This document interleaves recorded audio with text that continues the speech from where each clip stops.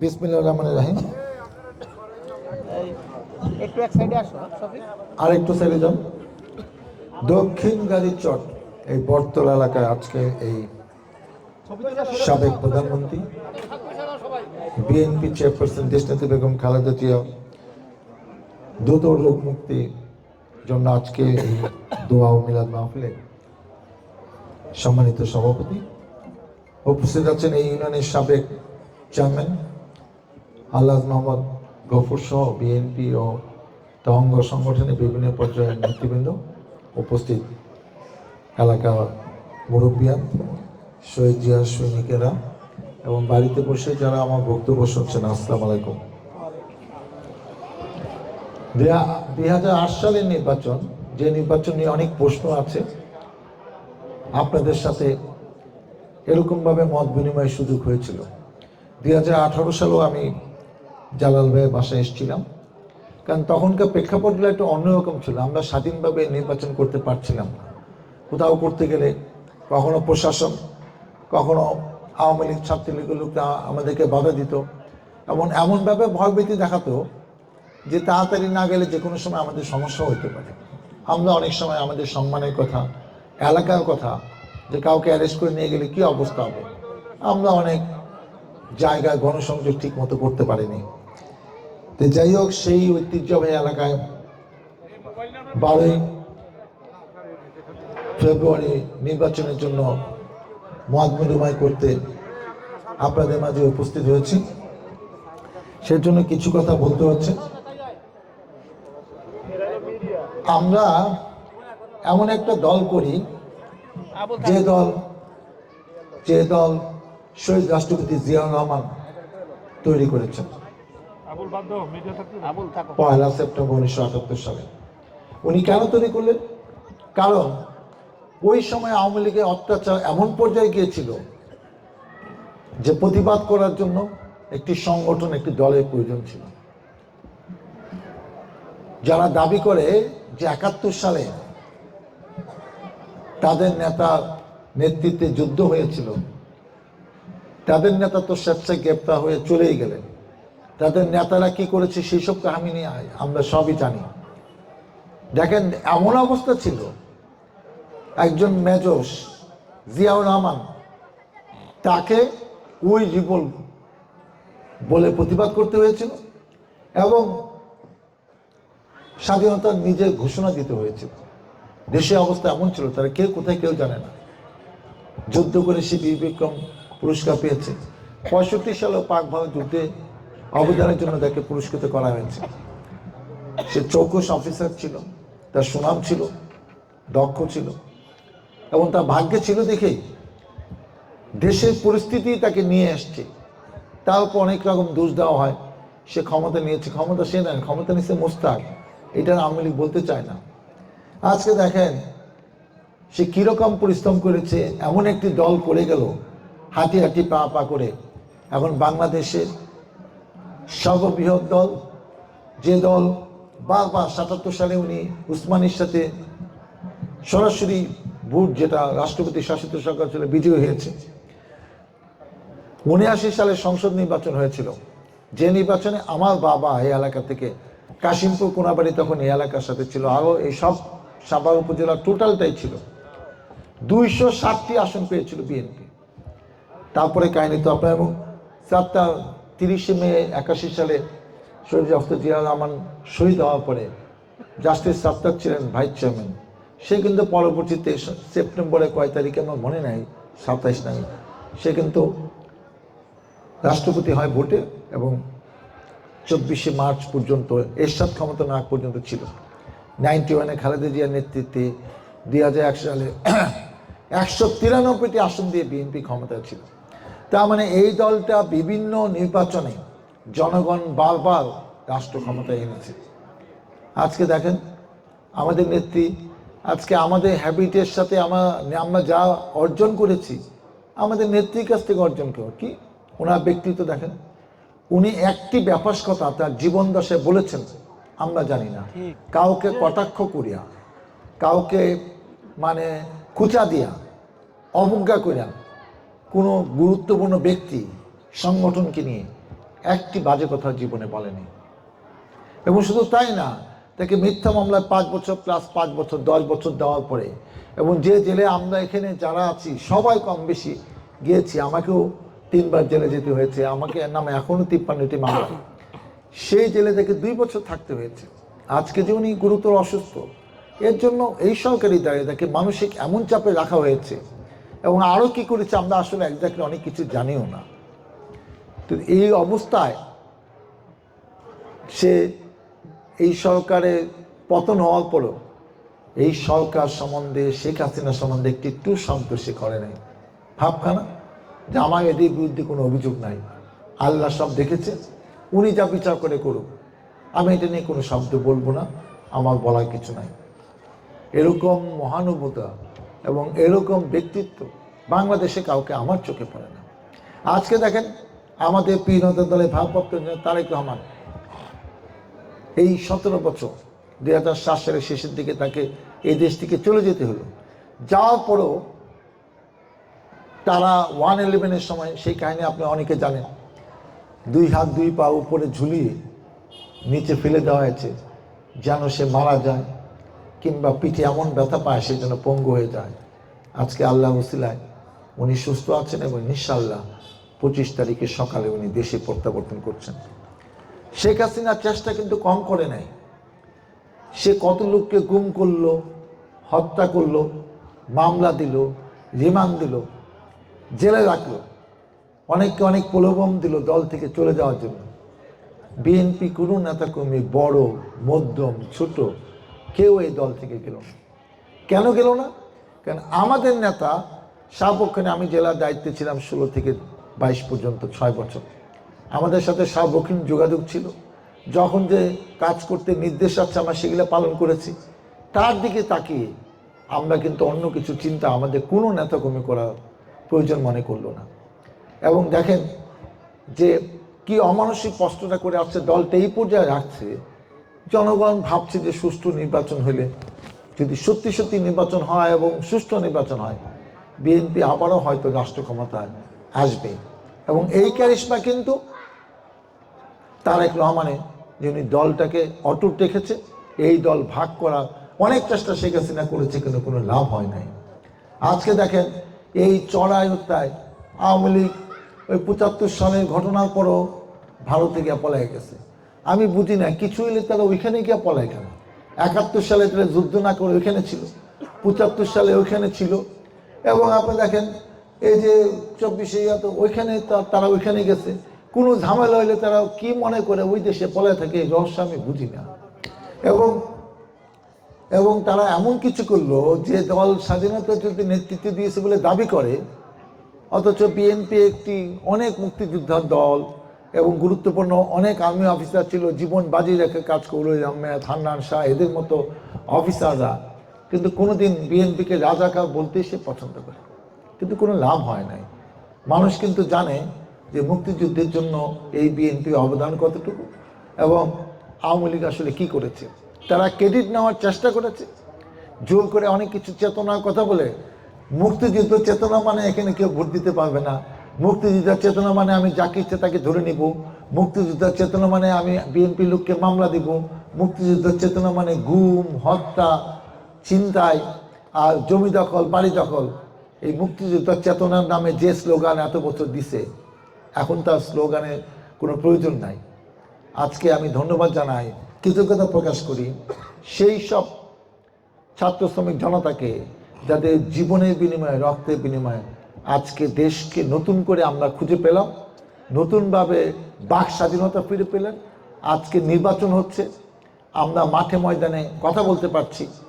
আজকে এই শহীদ 1400 শহীদের বিনিময়ে, রক্তের বিনিময়ে আজকে 24,000 25,000 আহত হয়েছে, পঙ্গু হয়েছে, কারো 1 হাত নাই, কারো 2 হাত নাই, 1 পা না, 2 পা নাই, অনেকে পঙ্গু, অসুস্থ, স্বাভাবিক কাজকর্ম করতে পারে না। আজকে এদের রক্ত, এদের পরিশ্রম, এদের কষ্ট তো বৃথা যেতে পারে না।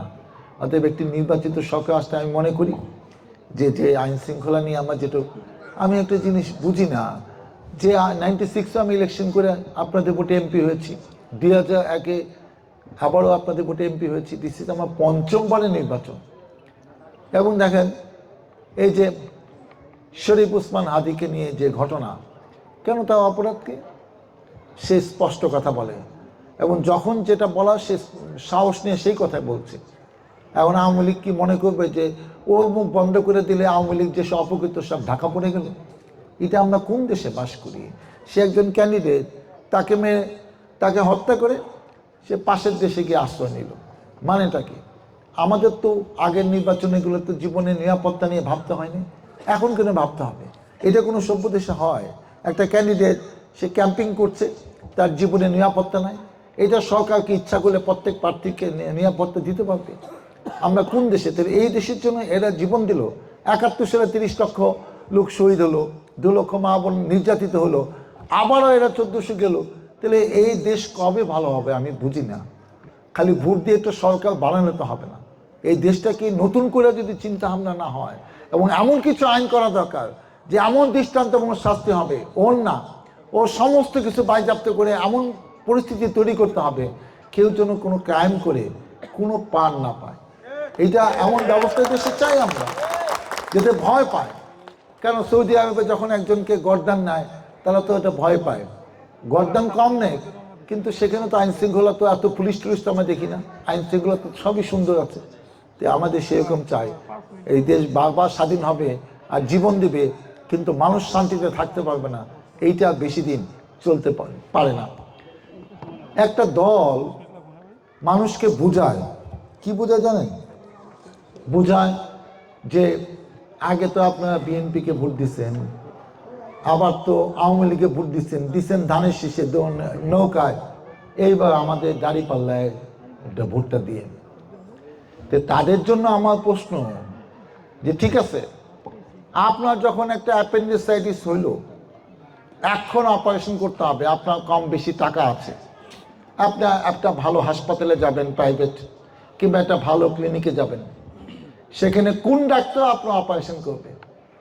সেই ডাক্তার করবে যে অনেক অপারেশন করেছে, সেই ডাক্তার করবে যার অনেক অভিজ্ঞতা আছে। আজকে বিএনপি বারবার ক্ষমতায় গিয়েছে, জিয়াউর রহমান ক্ষমতায় ছিলেন, তার সংসদ ছিল, সাত্তার ছিল, দেশনেত্রী এবং খালেদা জিয়ার নেতৃত্বে 91-এ 96-এ বিরোধী দল ছিল, আবার 2001-এ ক্ষমতায় ছিল। বিএনপি অভিজ্ঞতা তো কম না, অভিজ্ঞতা লোক, ভালো মানুষ, দায়িত্বশীল লোক, যোগ্যতা সম্পন্ন লোকের তো বিএনপি অভাব নাই, ছিল। এরা বিভিন্ন দায়িত্ব পালন করেছে মন্ত্রী পরিষদে, দেশবাসী দেখেছে। আপনি 10টা কাজ করলে 2-1টা কাজ তো ভুল হবে। যে দায়িত্ব পায় নাই তার তো ভালো মন্দ আপনি বুঝবেন না। আমরা কি সব ভুলে গেছি 71 সালে তারা কি করেছে? আমরা ভুলি নাই। দেশের বিরুদ্ধে করেছে, সেটা তো এটা তো বিএনপি কিছু করে না, তাদের অনেকে তো ফাঁসি টাসি দিয়ে গেল। তারপর এই যে এক সময় ইউনিভার্সিটিতে রক কাটা কারা কাটতো, এই যে এখন বট আইডি কিছু হইলে উল্টাপাল্টা লেখা ফেসবুক ভরে ফেলা, এগুলো কারা করতেছে? এগুলো কোনো ভালো কালচার? এটা একটা সভ্য দেশে হয় যেখানে ছেলে মেয়েরা, আপনাদের এলাকায় ঘরে ঘরে সবাই ছেলে মেয়েরা পড়াশোনা করতেছে, তারা কি শিখতেছে? এটা কোন দেশে? ফেসবুকে গেলে 10টা আজে বাজে লেখলে বোঝা যাচ্ছে এটা বট বট বাহিনীর কাজ। তো এইগুলো কতক্ষণ চলতে থাকবে? এটা তো আর হইতে পারে না। আর এটা করে যদি মনে করে যে আমাদের মানুষকে বিভ্রান্তির মধ্যে ফেলে আমি ভোট নিয়ে যাব, এটা আমি বিশ্বাস করি না। মানুষকে আমি এত বোকা মনে করি না। এই বাংলাদেশে যারা জন্মগ্রহণ করে, পারিপার্শ্বিক পরিবেশ পরিস্থিতি, আজকাল সোশ্যাল মিডিয়া জায়গা, সেখানে সবাই সব কিছু ঘরে বসে পড়ছে। অতএব এত সহজ আপনি ভাববেন না যে মিথ্যা বলে আমরা অনেক কিছু করে যাবেন। অপেক্ষা করেন, দেখেন জনগণ আপনাদেরকে কি করে। আমি নিশ্চিত জনগণ ভুল সিদ্ধান্ত নিবে না, এবং তারা জানে কাকে, কোন দলকে তাদের পছন্দ করা দরকার এবং কোন এলাকায় কোন যোগ্য প্রার্থী আছে তারা বুঝে শুনে ভোট দিবে। এতে কোনো সন্দেহ নেই। আপনাদের এলাকায় অনেক কথা আমরা বলতে পারছি না, কিছু না বললে আবার তাহলে আমি আসলাম কেন। আপনাদের গ্যাসের চাপের খবর আমরা জানি, এটা একটু পরিকল্পিতভাবে করতে হবে। ঠাস ঠাস খালি সস্তা ঘোষণা দিলে হবে না, গ্যাস লাইন চেঞ্জও করতে হইতে হবে, এটা মনে রাখেন। কারণ যে লাইন দিয়ে গ্যাসটা আসতেছে এই লাইনে প্রেশার এরকমই, অন্য লাইন থেকে আপনি গ্যাসটা নিতে হবে। সেটা আমাদের সুযোগ দেন। রাষ্ট্র ক্ষমতায় আসলে আমি হইতে পারলে তো তখন আপনারা বলবেন যে ভাই এখন তো আপনি দায়িত্ব পাইছেন, এখন আপনি কাজটা করেন। হ্যাঁ, সেই সময় মতো আপনাদের আমি তো করে দেবো। আমি সবার আগে এই গুরুত্বপূর্ণ এলাকা, যে এলাকা মানুষ সবাই শিক্ষিত, সেনাবাহিনী সাবেক নন কমিশনের অফিসাররা এরা, এবং এটা সুশৃঙ্খলার সাথে আপনারা থাকেন। আমি এদেরকে প্রশ্ন করি, আচ্ছা এখানকার জমির দাম এত বাড়ছে কেন?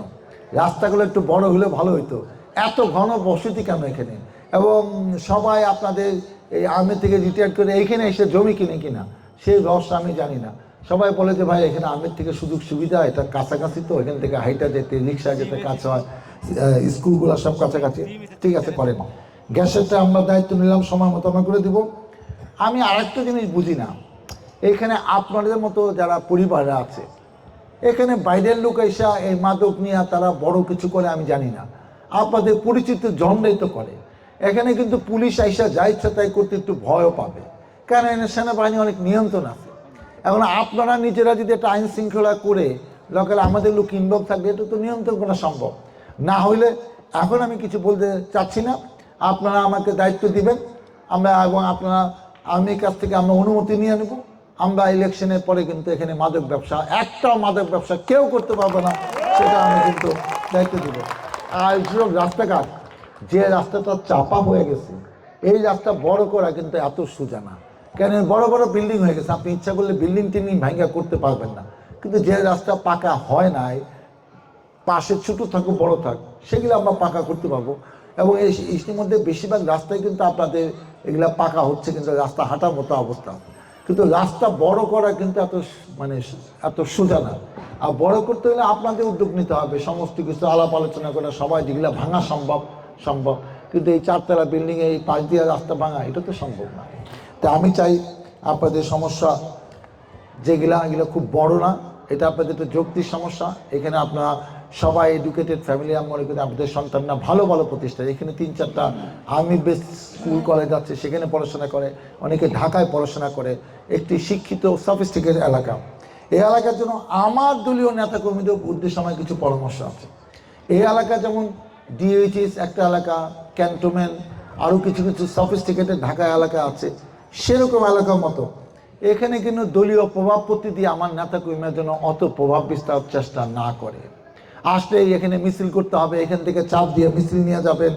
আমি চাই এখানে যারা কাজ করবে তারা শিক্ষিত হইতে হবে, আমাদের নেতাকর্মী যারা সৎ হইতে হবে, বিনয়ী হইতে হবে, ভদ্র হইতে হবে, ষষ্ঠনিষ্ঠ হবে। অন্য এলাকার সাথে এই এলাকাটা পার্থক্য আছে। অতএব আমি আশা করব যে এখানে যেসব নেতাকর্মীরা কাজ করবেন, আপনারা বুঝাশুনা কাজ করেন। অন্য জায়গার মতো সস্তা র্যান্ডম কোনো জায়গায় বাড়ি গিয়া ভোট চাইবেন, এটা চাইবেন, সব কিছু কিন্তু ওইভাবে না করে আপনি এখানে যারা নেতৃবৃন্দ আছেন, যারা কর্মকর্তা আছেন, তাদের সাথে আলাপ করে এমন শৃঙ্খলার সাথে করেন, তারা একটা শৃঙ্খলিত জীবন ছেড়ে নতুন একটা জীবনে তারা আছে, সেখানেও তারা শৃঙ্খলার সাথে বসবাস করতেছে। আমাদের বলা হয় যারা পলিটিক্স করে তারা নাকি শৃঙ্খলা মানে না। এই আমি সকালে উঠাতে বাইরে ঘুমাইতে করতে রাত 2টা-3টা, কিন্তু আমি শিওর এখানে যারা আছেন বেশিরভাগই রাত 11টা-12টার মধ্যে শুয়ে পড়েন, আপনি অনেকে হয়তো 10টার মধ্যে শুয়ে পড়েন। অতএব যে এলাকার যে বৈশিষ্ট্য, সেইভাবে যেন আমার দলের নেতাকর্মীরা বুঝা শুনে এই এলাকাকে গুরুত্ব দেয়, মর্যাদা দেয়, এবং সেই কাজটা যেন লক্ষ্য রাখে। পরিশেষে আমি যে কথাটা আপনাদের, আরেকটা জিনিস আমি মাঠের কথা বলছি, এই যে 45 সমস্যা আমরা অন্য এলাকায় বলি কি জানেন, এই কথাটা আমি আজকে আপনাদের এলাকায় বলতে যাচ্ছি না। কোনো খাস টাস থাকলে আমরা আগে খাসটা তোমরা দখল করো, তারপর আমরা পরে যাব যে দেখেন ওইটা তো দখল নিয়ে গেছে, আপনাদের সম্মানের জন্য এটা লিজ দিয়ে দেন, আমরা একটু ভালো কাজ করি। এই কথাটা তো আপনাদের বলতে পারছি না, কিছু চাপ দিয়ে অনেক কাজ করে বলতে হয়, সব কিছু এত নিয়মের মধ্যে কিন্তু করা যায় না। তা আপনারা, আমরা সময় মতো আপনাদের বুদ্ধি দিব। ইলেকশনে আগে আমি এই বুদ্ধিটা দিলাম না। আমিও চাই একটা মাঠ থাকা দরকার, ছোট হোক, কিন্তু সেখানে একটু কিছু করার, চলাফেরা করার, বাচ্চারা খেলার একটা যেন অবস্থা। আমি যেটা বলতে চাই, আমি ইদানিং একটা জিনিস খুব পছন্দ করি, এবং আমি মনে করি আমাকে অনেকে বিশ্বাসও করে। আমার একটা মোবাইল নাম্বার আছে, এই নাম্বারটা আমি ব্যবহার করি, আমি ধরি, আমার কোনো অ্যাসিস্ট্যান্ট এই ফোন ধরার কোনো সাহস নাই। এই নাম্বারটা একটু রাখেন, কোনো কিছু আমার জানেন, লাগলে পরীক্ষা করে দেখেন যে ডাক্তার সালাউদ্দিন যে নাম্বারটা দিয়ে গেলো, বুঝা শুনে দিল, হাসা দিল না মিথ্যা দিল, কার নাম্বার দিল? 01722222208, 6টা 208, গ্রামীণ নাম্বার 6টা 208। আমাকে ফোন দিয়ে কোনো মেসেজ জানায়েন, সমস্যার কথা, নাম বলা দরকার নেই। আমি হয় ফোন করবো, নাহলে কাজটা করব। আমি চাই যে আমি মানুষের জন্য কাজ করতে চাই এবং যে সমস্যার সাথে সমাধান করতে চাই। আপনার পরিচয় গোপন রাখতেও আমার কোনো আপত্তি নেই, কিন্তু সমস্যাটা হবে না। এইটা হোয়াটসঅ্যাপও আছে, এটা মোবাইলও আছে। আমি আপনাদের পাশে থাকতে চাই, সাথে থাকতে চাই এবং এমন কিছু দৃষ্টান্তমূলক কাজ করতে চাই যেটার জন্য অনেক দিন মনে রাখবেন যে ডাক্তার সালাউদ্দিন যা বলে গিয়েছিল তার সব সমস্যা আমরা 6 মাস 1 বছরের মধ্যে এই এলাকা হয়ে গেছে। এইটাই আমার লক্ষ্য। আপনারা শিক্ষিত সমাজ যেন বোঝে এই লোকটা শিক্ষিত ছিল, উনি আমাদের মর্ম বুঝছে, আমাদের কাজগুলো সবার আগে করে দিচ্ছে। মহান আল্লাহ তাআলা আমাকে যেন সেই তৌফিক দেয়। আল্লাহ হাফেজ। বাংলাদেশ জিন্দাবাদ। শহীদ জামা হোক, খালেদা জিয়া জিন্দাবাদ, তারেক রহমান জিন্দাবাদ।